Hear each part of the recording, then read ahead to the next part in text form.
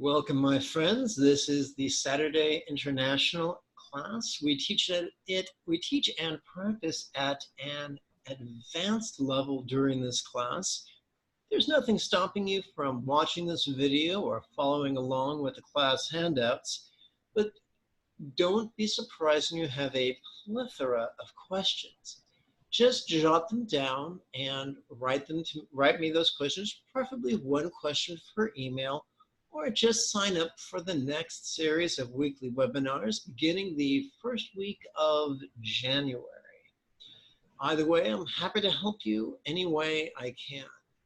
Okay, Olaf, let's return our attention to today's advanced text. Let's see here. Let's go to screen sharing mode.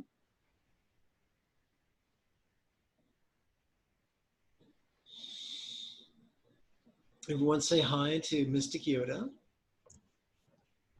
Okay, so Olaf, if you feel that you can't do mantra meditation, either because you're on an airplane or a bus, or your throat hurts, or your lungs don't feel so good, for whatever reason, if you notice in the table of contents, in the appendix, the last thing we have here is the silent contemplation of the 4 bases of mindfulness. So once again, I recommend that when you download these have been formatted to be read on a smartphone. These will work on a computer, but they're formatted for a smartphone. So I recommend when you download the PDF, first send it to your notepad, then open it from with the free Kindle app. That will allow you to save your place and bookmark various parts and all around keep you from having a stroke. So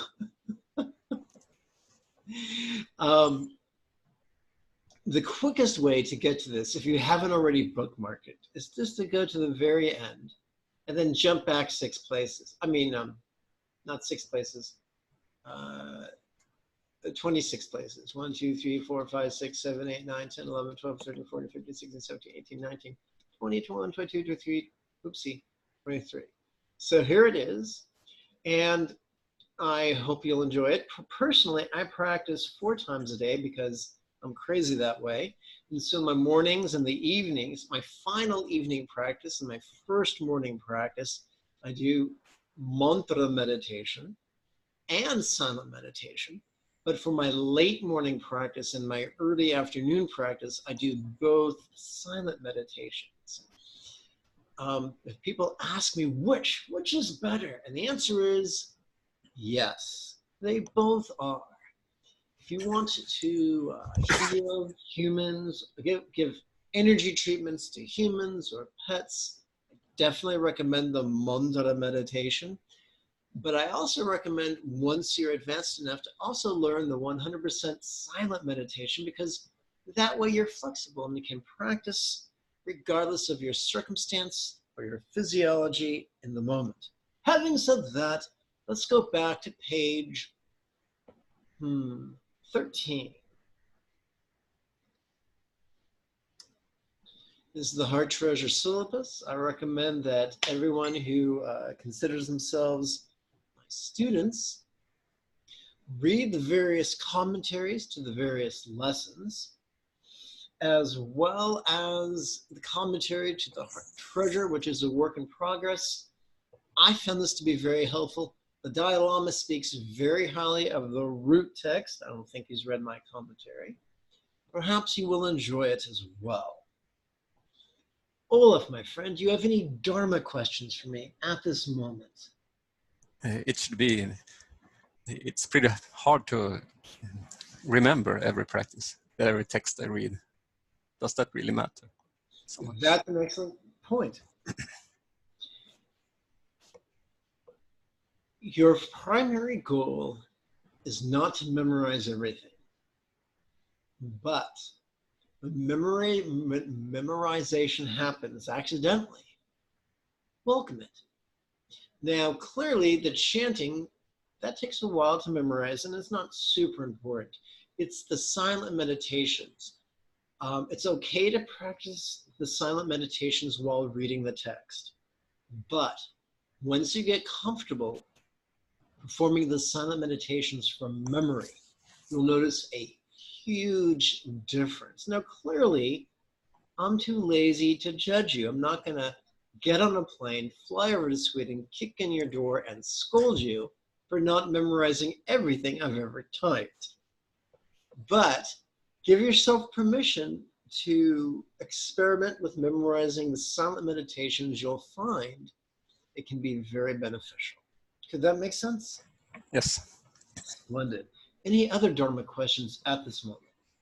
Yeah. No question right now. Okay. When you have a question, don't be shy. Just wave your hand in front of the camera. Capture my attention.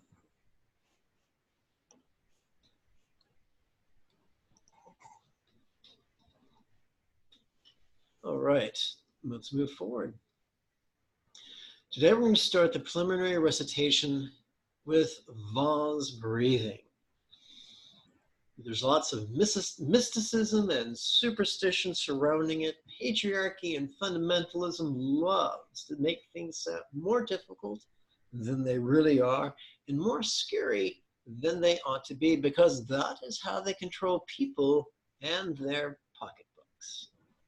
One of the reasons I've been kicked out of monasteries is because I make things simple and egalitarian for every person of every social rank and every gender.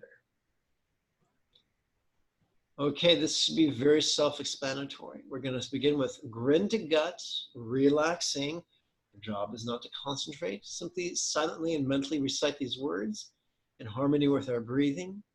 Passively notice what we are experiencing as we're breathing in, relaxing as best we can as we breathe out. If we do that, we will make progress upon the path. We begin. Just take a quick moment to direct your attention to the fingering notation, which sounds much more filthy than it should. So we begin with both palms up, resting upon their respective knees.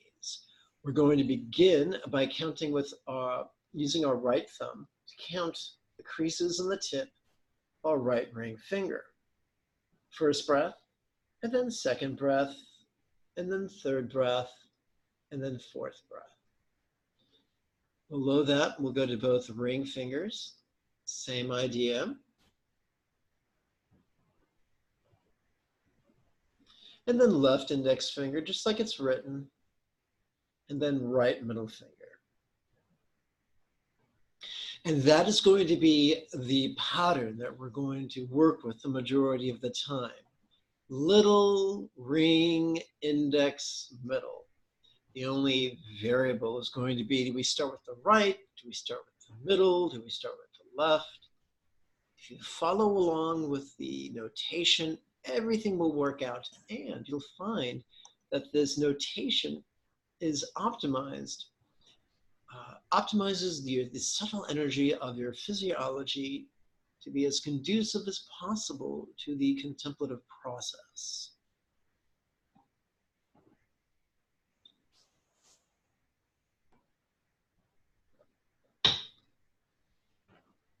Let's dig in.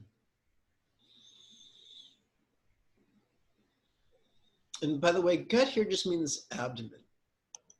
You don't have to get over-focused.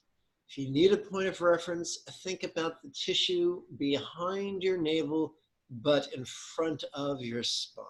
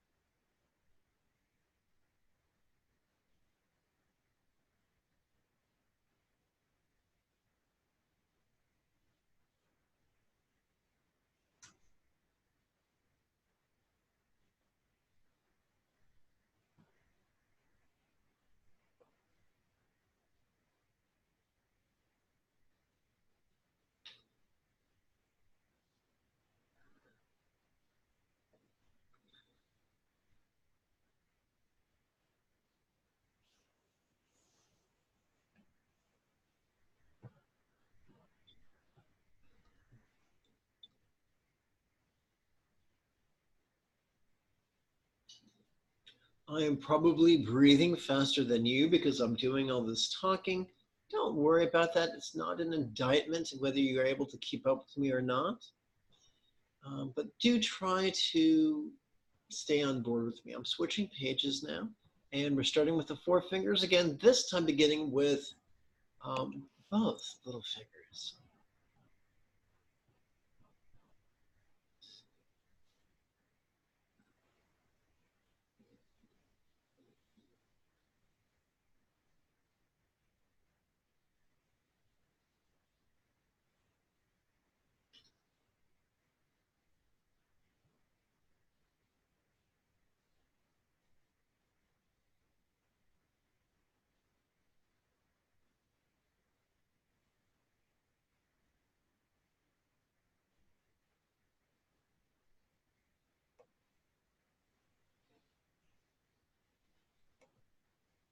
Please continue.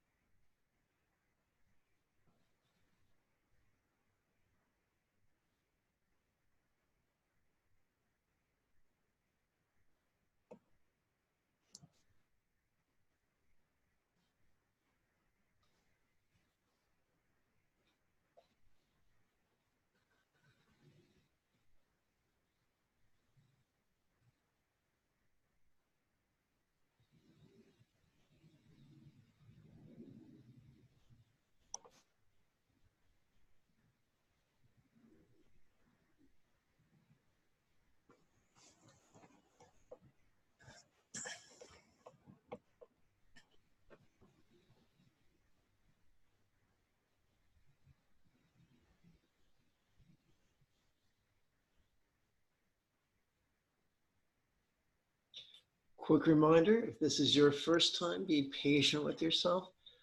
When you participate in a weekly webinar series, we start you off with a short practice, and every week we build on it. So the first week's a 5-minute practice, the second week is a 10-minute practice, the third week is a 15-minute practice, and so forth. So don't beat yourself up if you feel overwhelmed. If you just did this exercise, that's great. Give yourself a hand. If you do this twice a day, every morning and every evening for a week, that is a great way to begin your spiritual journey.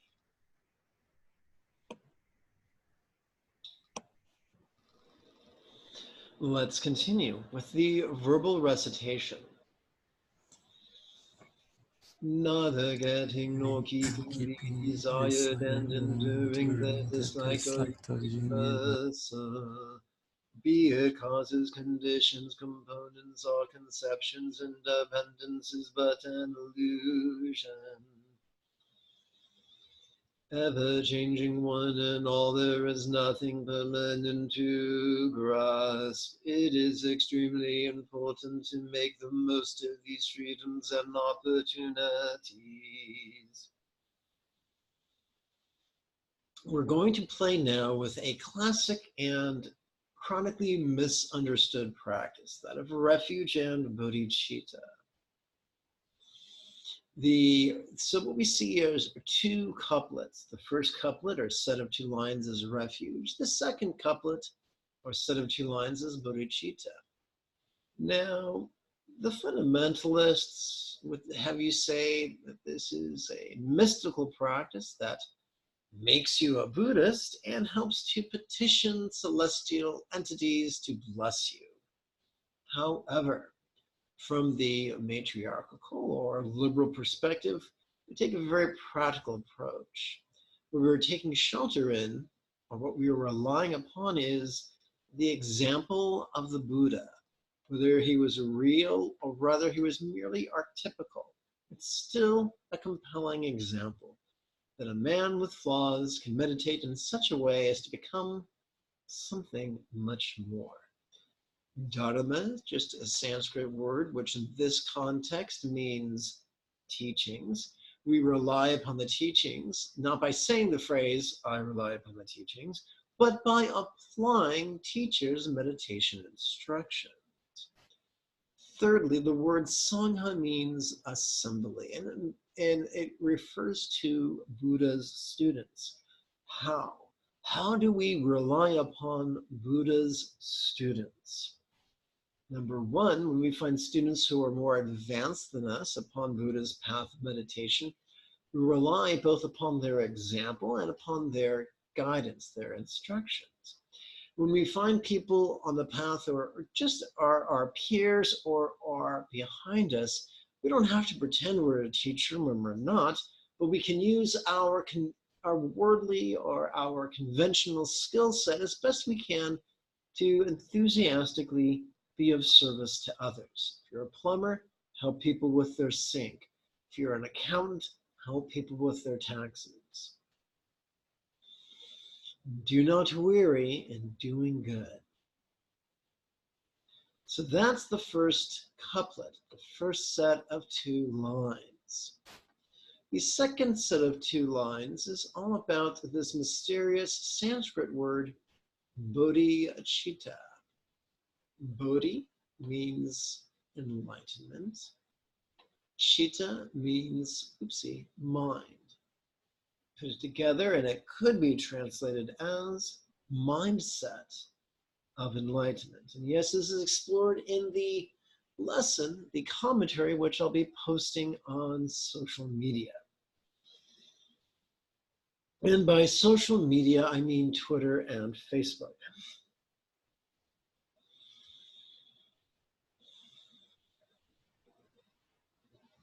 So there are two types of mindset of enlightenment. Conventionally, it's love. Ultimately, it's letting go. These two are not mutually exclusive. We need to practice both if we wish to be as healthy and as happy as we long to be. We wish to become the people that our dogs already think we are. So what does it mean to practice green tare? Well, Buddha taught, the essence of all Buddha taught could be described as bringing the four bases into the path of mindfulness, path of insight, and the path of compassion. So the four bases are illustrated by the archetype of green tares, mind and speech and body and paradise. They help us relate to our mind and our communication and our body and our circumstances, both for personally being aware of them, which is mindfulness, letting go of them, which is insight, and wishing others just the best mind, the best communication, the best health, and the best fortune we can, which is training in love. By playing with the four bases, the four archetypes, and the four scopes of compassion, we are practicing green tare. And we do it with the intention of benefiting all. Now, this does not mean that we are Gandalf the Grey, that we can work miracles, or that we're Merlin and we can raise the dead. But simply intending that what we do benefits others is a wonderful way to train the neural pathways in our empathy center of our midbrain. The stronger we train those pathways, the easier and easier it'll be to be loving and compassionate. Now, if you ask a physicist, a cosmologist, or a particle physicist, they might tell you we live in an interdependent universe, and where things are affected by other things, and where things affect other things. So there is a possibility that what we do could literally help humanity. I do not know if it's a certitude, but it sure is a fun idea to think that we could, in our own modest way, help the world inch back away from the precipice. That sound you're hearing is my lentils. They're done now. Let's move forward. Now let's actually chant this. We'll be using the triplet chant. Eternally I rely upon Buddha, Dharma, and Sangha, and practice Gritare for the benefit of all. Eternally I rely upon Buddha, Dharma, and Sangha, and practice Gritare for the benefit of all. Eternally I rely upon Buddha, Dharma, and Sangha, and practice Gritare for the benefit of all. Let's move forward. We begin now with our first look at the iconography of green tare. Green tare is an archetype of enlightened activity. She may be a real person of flesh, blood, and bone. She may be a Buddha of light in a celestial paradise. She may be merely an archetype, a mental construct that people find empowering upon their spiritual journeys. Whatever your worldview, we can still benefit from an examination of her iconography. Over the next, handful of weeks, we'll be exploring more and more in little bite-sized chunks. Why do this at all? Right now, we are living in a golden age of literacy. But that was not always the case. And there was a time when spiritual teachers used the iconography of statues and paintings to serve as mnemonic devices for people to remember spiritual teachings. If we go back even further in time, down the family tree, we are humans. Before we were humans, our ancestors were hominids. And before them, they were primates. Before them, they were mammals. And before them, they were reptiles. Before we had language, before we had words, we thought in terms of our five senses. What we can feel and taste and smell and hear and see. And so when we deal with imagery, it can have a profoundly transformative effect upon our inner mind. Let's move forward. When I see Amitabha, the Buddha of limitless light, above the head of green tare, as we see right here, may I remember to enthusiastically apply teacher's meditation instructions. Let's take this apart. In many Buddhist paintings, above a Buddha's head, we'll see a smaller Buddha. In this case, this is Amitabha, the Buddha of limitless light, or I should say the archetype of limitless light, which could be a metaphor for wisdom, which is non-graspable, and that perceives non-graspability. This juxtaposition of a small Buddha over another Buddha's head is reminiscent of a relationship all of us have to our teachers. We had people teach us how to dress ourselves as children. People teach us how to go to the potty and bathe and dress ourselves and tie our shoes. And later we had teachers teach us how to write and read and do arithmetic. And other teachers gave us lessons in history and philosophy and science. And then eventually you had spiritual teachers who taught us meditation and contemplation and the philosophies of Buddha. It is not our job to worship our teachers or make offerings to our teachers or bow to our teachers, but if we want to make the most of our spiritual journey, it would behoove us to enthusiastically apply their instructions and notice what works and notice what doesn't work and ask the appropriate questions when we get specific results in our lives. If when you see an image of green Tade with a Buddha over her head, you're reminded to enthusiastically apply the lessons you've learned from your teacher, then that is fabulous. So now let's chant it together.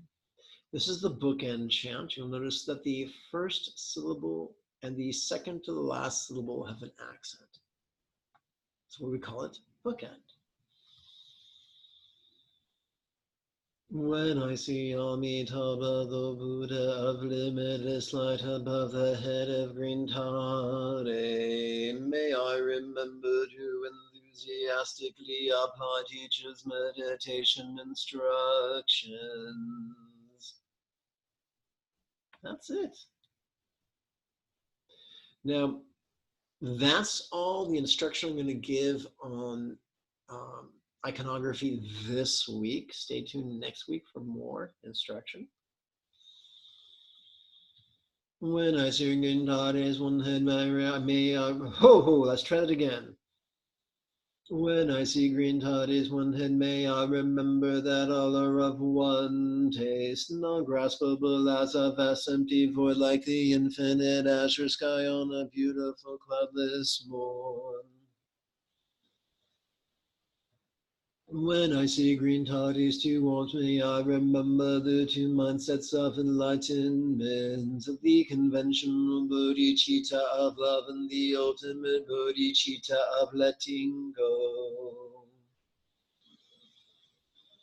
When I see green Tade's right hand in the gesture of giving, may I remember compassion, as beautiful, centered, spontaneous, and uncontrived as the Dakinis dance.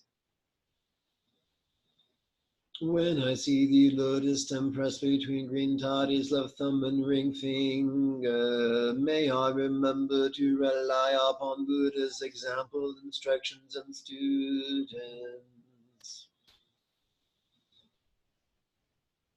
When I see the blue lotus in green Tade's left hand, may I remember that the root of compassion and the stem of mindfulness are incomplete without the blossom of the wisdom of letting go. When I see her legs extended intact, may I remember awareness vulnerable like the naked Dakini, letting go for all are as non-graspable as the Dakini's body of light, both set upon the breath Dharma's essence. When I see green Tade's 6 ornaments of half-moon crown, earrings, triple necklace, armlets, bracelets, and anklets, may I remember the 6 perfections of giving, non-violence, patience, zeal, noticing, and letting go.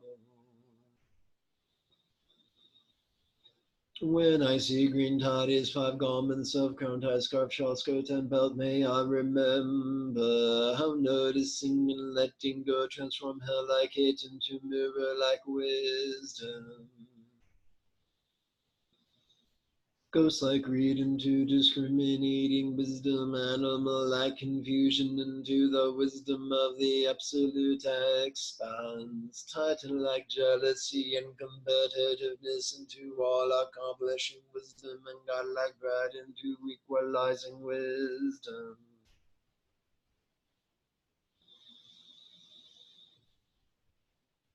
Tare tu re swaha, freedom, peace, and success for all. Tare tu re swaha, freedom, peace, and success for all.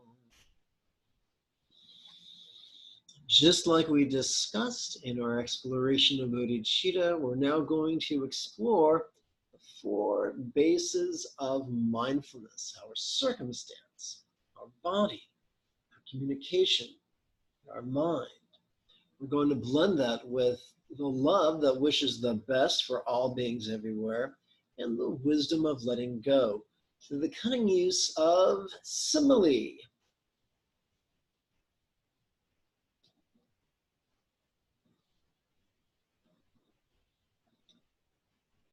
Let's use the triplet chant. Don't wait till you can do it perfect. Give yourself permission to do a sucktacular job.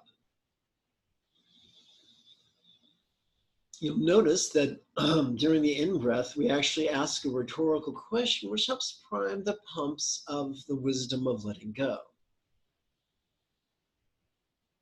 May all beings' lot in life be as fortunate as Potala paradise, for all lots are appearing, yet as non-graspable as a pure land of light. Potala is the mythic paradise of the Buddha of enlightened activity. It doesn't matter if it's real or if it's make-believe, it still works in a simile. For instance, we could say that guy is as horny as Captain Kirk. It doesn't matter that Captain Kirk is fictitious, it still makes an excellent simile.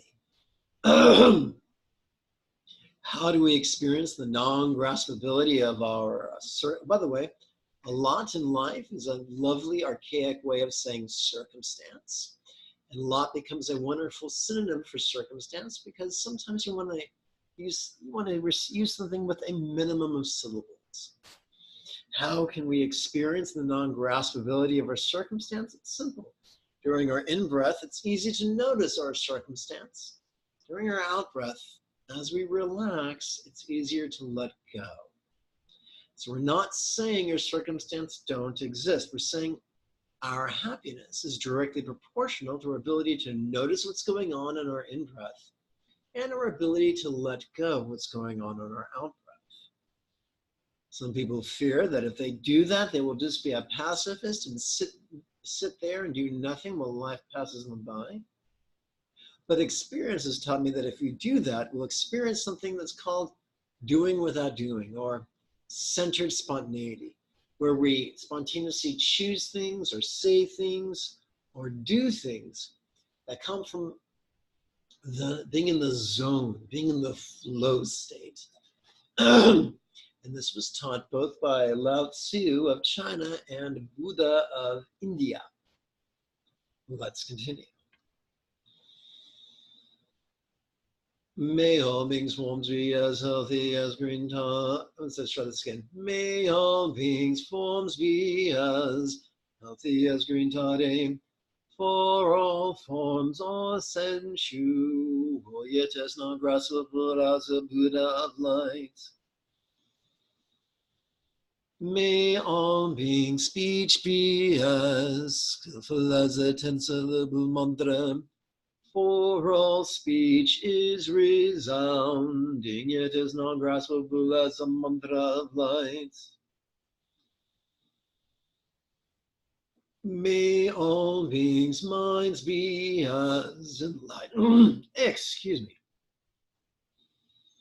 May all beings' minds be as enlightened as in mantra ha. For all minds are lucid, yet is not graspable as a bija of light. In Hinduism and in Buddhism, we use seed syllables or seed mantras, which are single syllable mantras. There are many used. This week we're playing with the syllable ah, which is very, very conducive to our deeper training in vase breathing. Let's continue.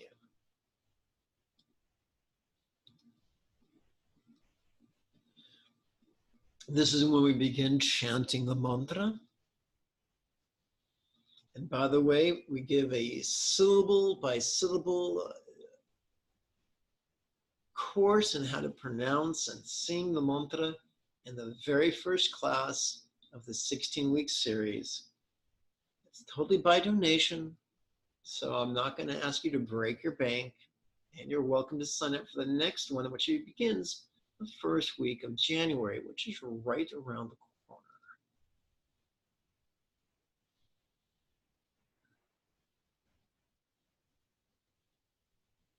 Om Dhare Du Dhare Du Re Swaha, Om Dhare Du Dhare Du Re Swaha.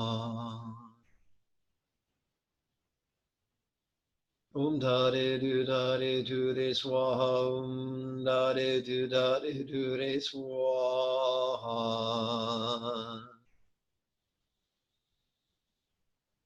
Om Dhare Du Dhare Du Re Swaha, Om Dhare Du Dhare Du Re Swaha.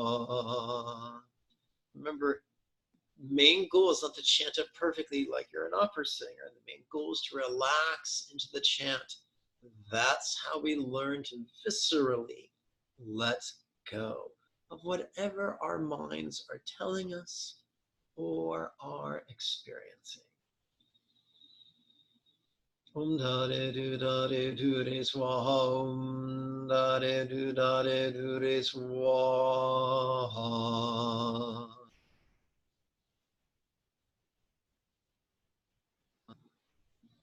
Om Dhare Du Dhare Du Re Swaha, Om Dhare Du Dhare Du Re Swaha.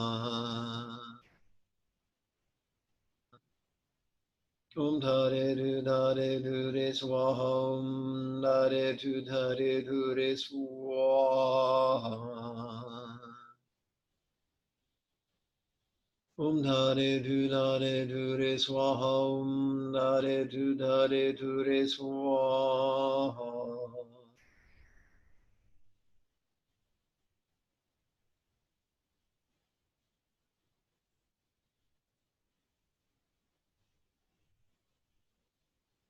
Om Dhare Du Dhare Du Re Swaha, Om Dhare Du Dhare Du Re Swaha.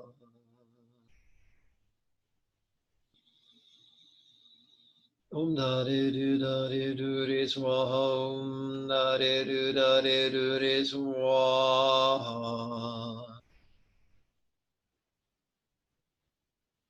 Om Dhare Du Dhare Du Re Swaha, Om Dhare Du Dhare Du Re Swaha.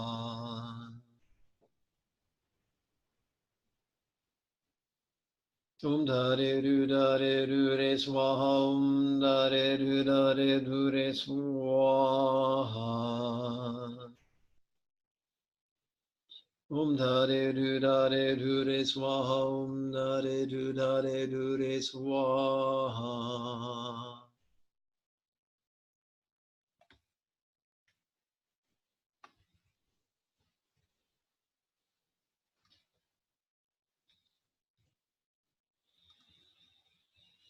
Om Dhare Du Dhare Du Re Swaha, Om Dhare Du Dhare Du Re Swaha. Notice the heading at the top of the page, Mind's Union of Compassion and Openness. For some people, compassion becomes a trap when all we do is wish others well and we forget to let go. And we plot and scheme and stress and worry about making the good things happen. The magic of Buddhism is that after we wish others well, we let go. Let the universe do the heavy lifting for us. Om Dhare Du Dhare Du Re Swaha, Om Dhare Du Dhare Du Re Swaha. Om da de do da de do re swaha. Om da de do da de do re swaha. Om da de do da de do re swaha. Om da de do da de do re swaha.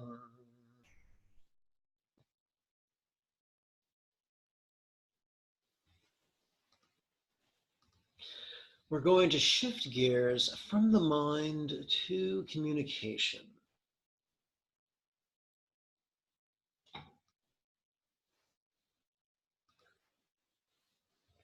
Speech could be our verbal communication, our body language. It can also be how we talk to ourselves, our own inner commentary.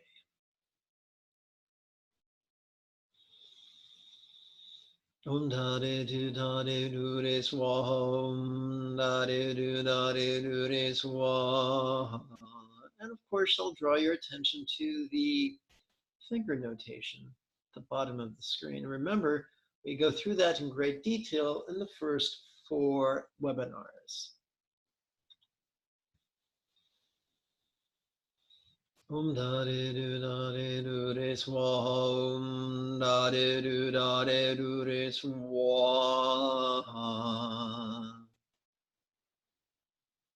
Om da de do da de do re swaha. Om da de do da de do re swaha. Om da de do da de do re swaha. Om da de do da de do re swaha.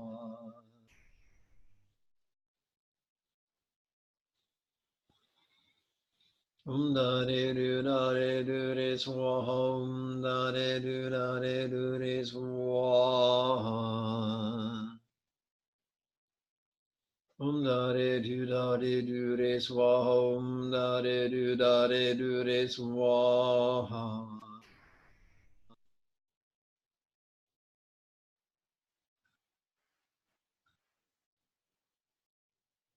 Om da de do da de do re swaha. Om da de do da de do re swaha. Om da de do da de do re swaha. Om da de do da de do re swaha. Some people have difficulty pronouncing the triple consonant S, V, W.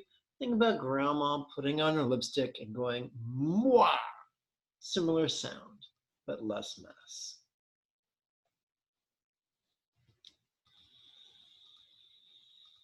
Om da de do da de do re swaha. Om da de do da de do re swaha.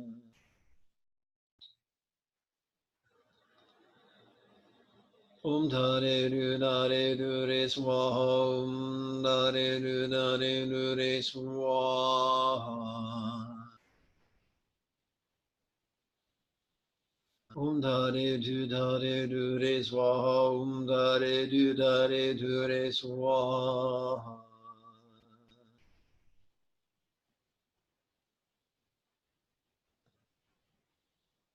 Om da de do da de do re swaha. Om da de do da de do re swaha. Excuse me.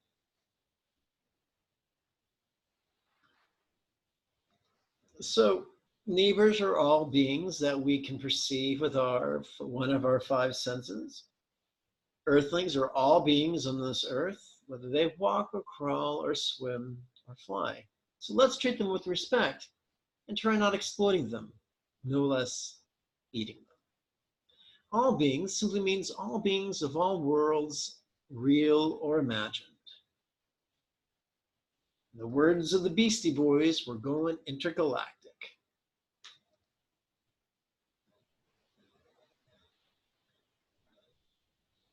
Om da de do da de do re swaha. Om da de do da de do re swaha.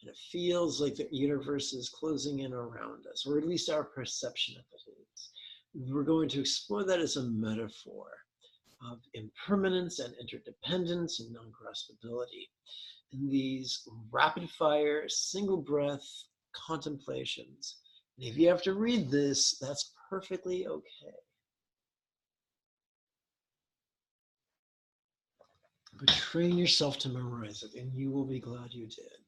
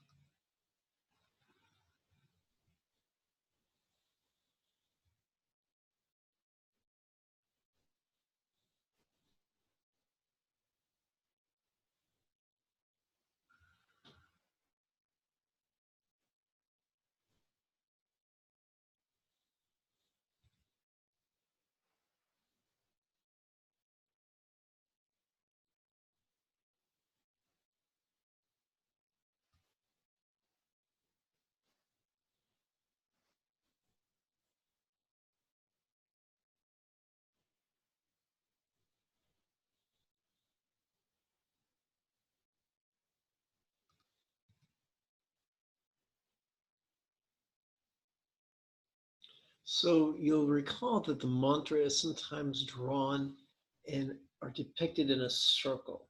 So when that circle is set upon one's horizontal navel wheel, it's about the size of a thumbnail, horizontal, behind one's navel, and about a thumb's width before your spine. You don't have to visualize it. Just silently and mentally reciting the words is enough.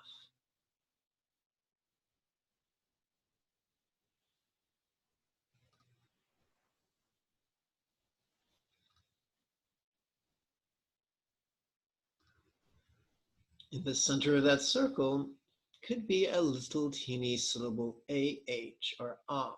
There's no need to visualize it, simply to recite the words silently and mentally will suffice.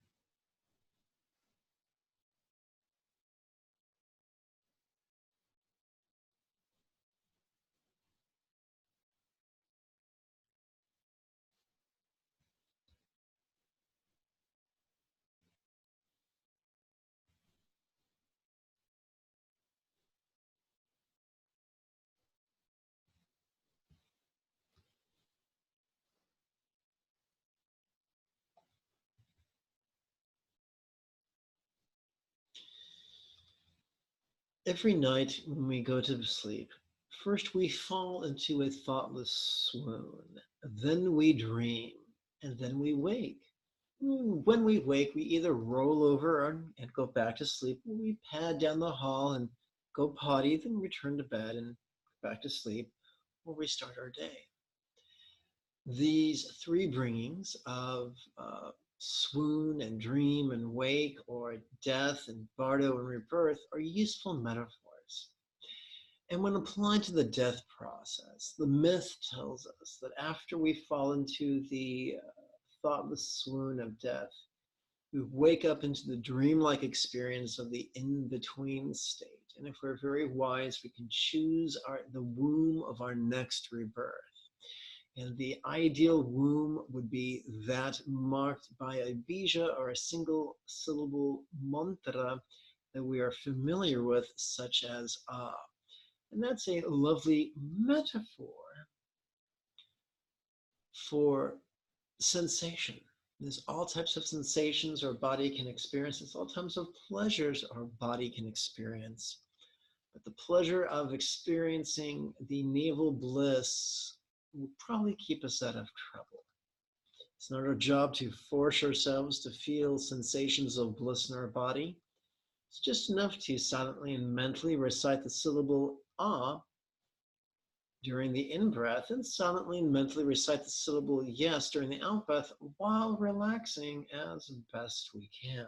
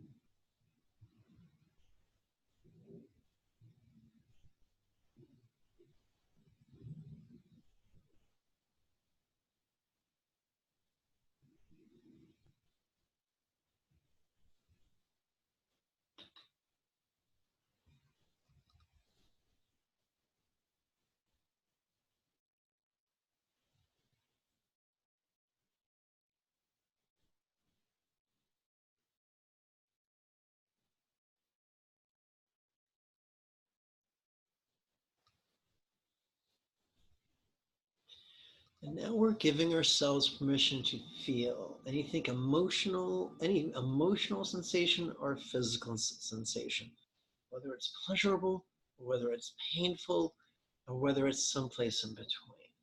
We don't have to analyze it or label it, just to simply meditate on feel, yes, noticing and relaxing is sufficient.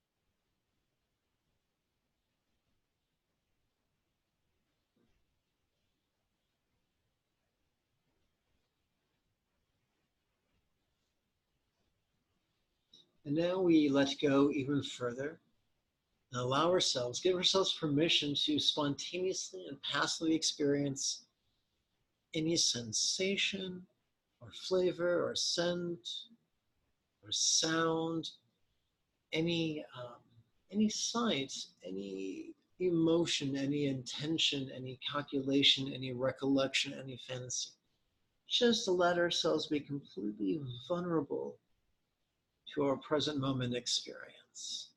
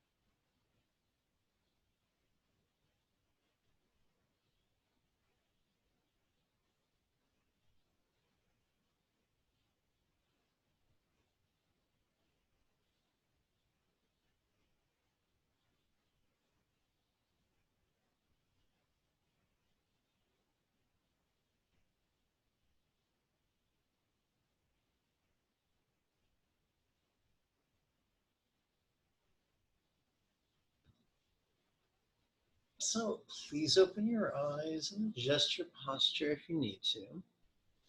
We're going to break.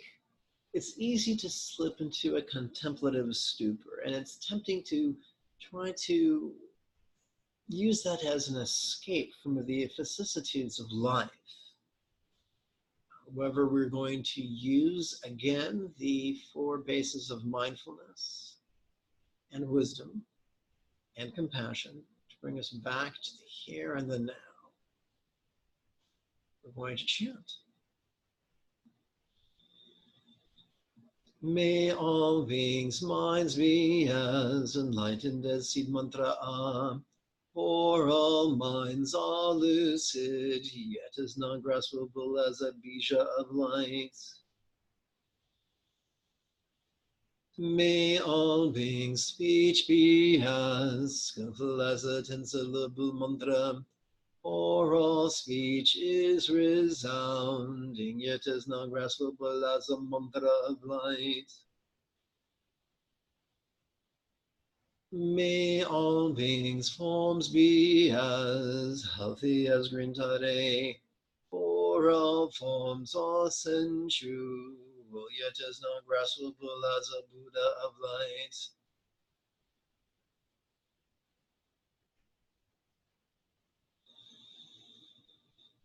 May all beings' lot in life be as fortunate as Potala paradise.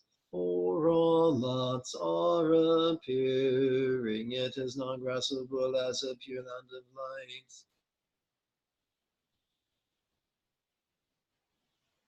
Now that we've returned more viscerally to the here and now, we're going to do something called POA practice, or transference of consciousness.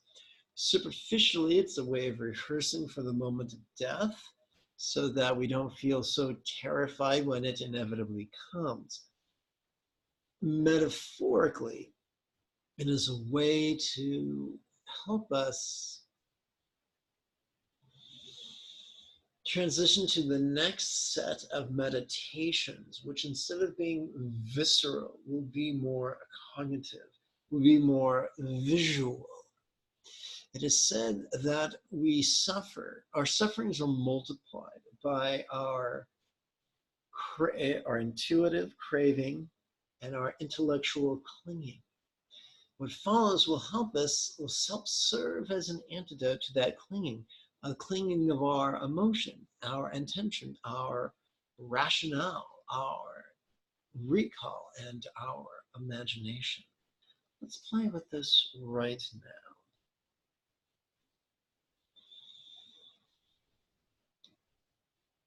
When death comes, may this mind as I shoot like an arrow up this central channel, out this crown and into Potala. Hey! When death comes, may this mind as I shoot like an arrow up this central channel, out this crown and into Potala. Hey! When death comes, may this mind as I shoot like an arrow up this central channel, out this crown and into Potala. Hey!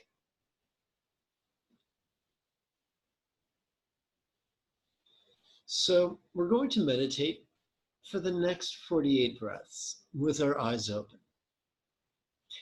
And while reciting, silently and mentally reciting sky, yes, your eyes may roll up. To gaze at the sky if you're outside, and if not, the gaze where the sky may be, if you could see, if you had X-ray vision like Superman and could see the walls and ceilings of your dwelling place.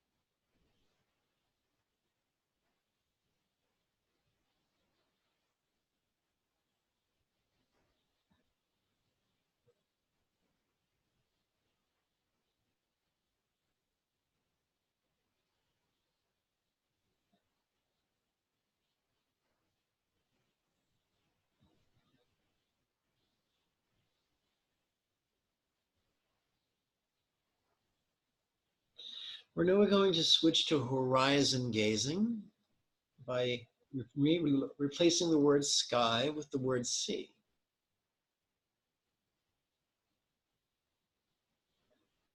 And horizon gazing is straight ahead of us.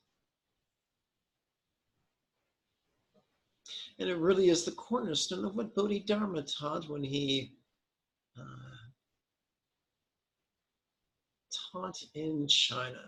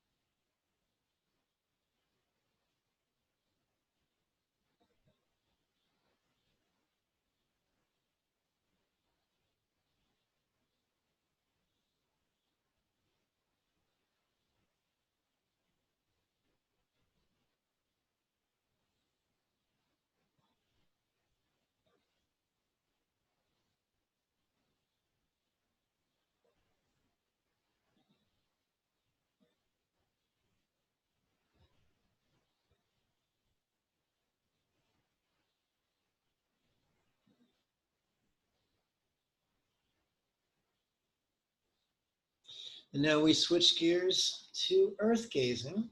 In the in-breath, we silently and mentally recite the word earth.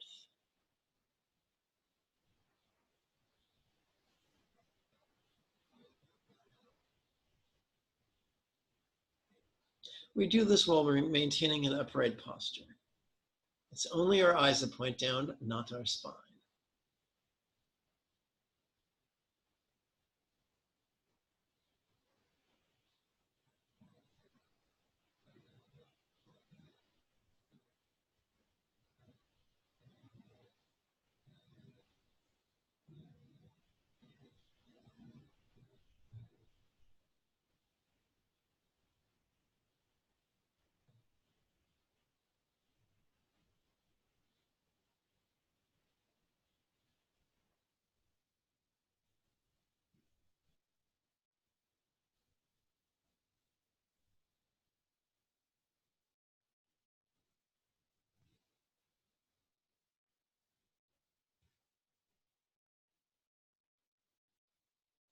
We have done some very positive things, and it would be very nice for us to share this positive energy right now. We shall begin with a concise way of sharing this positive energy. May all master mindfulness, passive, vulnerable, and non-conceptual, insight, relaxing, releasing, and flowing, as well as compassion, centered, spontaneous, and uncontrived. May all minds be enlightened, may all speech be skillful, may all forms be healthy, and may all lots be fortunate now and evermore.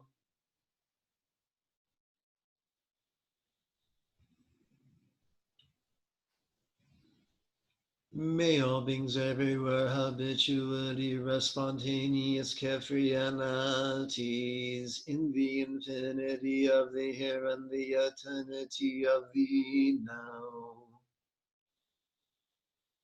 May all beings everywhere experience long and happy life, fortunate rebirth, swift accomplishment, and be of benefit to all others. May all the denizens of my abode, neighborhood, world, and cosmos experience good fortune of mind, communication, body, and circumstance. May all who recall, mention, hear, touch, or see me practice mindfulness insight, as well as compassion spontaneously, habitually, easily, and effectively. Arya Tare, you who know, please liberate me from all craving and clinging. Arya Tare, you who know, please liberate me from all craving and clinging. Aryatare you. No, please liberate me from all craving and clinging. So once again, these are not prayers. We're not asking some great celestial Santa Claus do us favors. What we're doing is using words to guide our intention, which guides our mind, which guides our positive energy. We may not be able to work magic. We might not be able to change things, but at the very least, we further strengthen our compassion. Then that has been a successful practice. Let's try this again.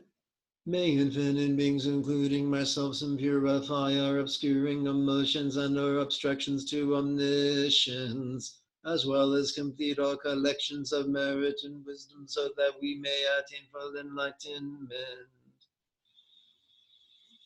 For all my lives until I reach this stage, may I know the sublime happiness of humans and gods,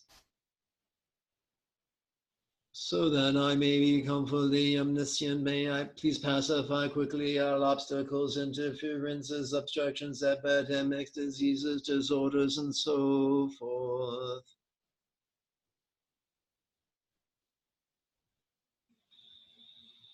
The various causes of untimely death, bad dreams, ended omens, the 8 fits, and other afflictions, that they may no longer exist.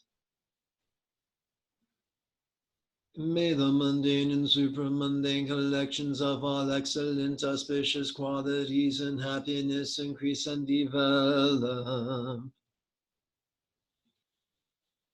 And may all beneficial wishes be fulfilled naturally and effortlessly without exception in the most wonderful way. May I strive to realize and increase the sacred Dharma, accomplishing Tati stage and beholding the sublime face. What is the sublime face of Tati? Love and letting go. May my accomplishment of emptiness is wisdom of letting go, and the precious altruistic intention increase like the moon waxing full. May I be reborn from an extremely beautiful and holy lotus in the joyous and noble mandala of the protector of the 3 worlds. May I attain whatever prophecy I receive in the presence of Green Tade, the Buddha of enlightened action. May all minds be auspicious, may all communication be auspicious, may all bodies be auspicious, and may all circumstances be auspicious now and evermore. Whatever the body of Green Toddy, whatever her retinue lies spent in Pure Land, whatever the name of the most noble and holy, may I and the lovers attain thee. By the force of these recitations and meditations, may all disease, disorders, poverty, fighting, and quarrels be pacified. May the precious Dharma and everything auspicious increase throughout this world in directions where I and the lovers dwell.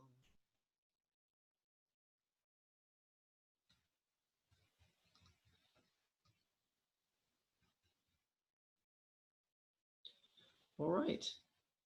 Let's see, there is one chat. Who's that from? Oh, okay, Olaf, bless your heart. And so let's see here real quick. Do you have any parting questions before we go, Olaf? No question right now. Well, I thank you for your companionship and the questions you had at the beginning of class. I wish you a healthy week, and that the doctors get to the bottom of your health disorders, and that you just be as fit and as healthy and as comfortable as you want to be. Yes, thank you. You too. And I look forward to working with you next week. And if you have any questions, reach out to me on Facebook Messenger. Yes, see you then. Bye-bye now. Bye. And for everybody else, if you persisted to the end of this video, then congratulations. In the information area below the video, you'll find links to register for the Tuesday series of weekly meditation webinars, beginning with just a 5-minute practice. It starts the first Tuesday of January, which I think is the 7th. Anywho, may you and yours be happy and healthy.